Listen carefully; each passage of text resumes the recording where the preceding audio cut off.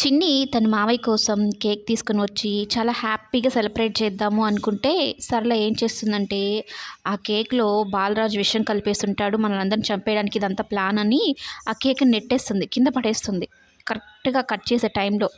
అప్పుడు చిన్ని ఎందుకత్తయ్య అలా మాట్లాడుతున్నారు, రాజు అలాంటి వాడు కాదు, ఒక్కసారి తప్పు చేసిన దానికి ప్రతిసారి మీరు ఇలా మాట్లాడతారా అంటూ రాజుని సపోర్ట్ చేస్తూ మాట్లాడుతుందనమాట. మీరంతా ఒకటేనే, మీరు కావాలనే మా కొంప మీద పడి మమ్మల్ని నాశనం చేయడానికే వచ్చారంటూ తిడుతూ ఉంటుంది.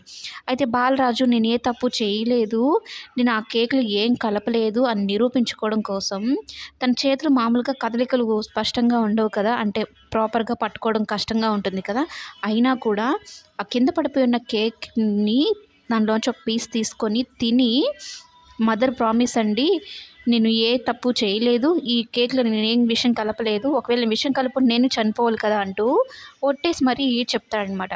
ఆ సీన్ అయితే చాలా ఎమోషనల్గా అనిపిస్తుంది. ఎంత బాధ అనిపిస్తూ ఉంటుందో, నేను ఏ తప్పు చేయలేదండి, నేను మారిపోయాను అన్నట్టు తను చెప్పాలని ప్రయత్నం అనమాట. అయితే చిన్ని మరలా కేక్ లాంటిది ఒకటి తీసుకొని వచ్చి వాళ్ళ మామయ్యతో కట్ చేపించి అందరితో హ్యాపీగా ఆ కేక్ తినిపించేలాగా చేస్తుందనమాట. అంటే మరలా పోయిన సంతోషం మరలా సత్యంకి తీసుకొచ్చినట్టు. అలాగే కావేరితో కూడా మాట్లాడతారు. హ్యాపీగా అయితే ఉంటాడనమాట తన బర్త్డే రోజు.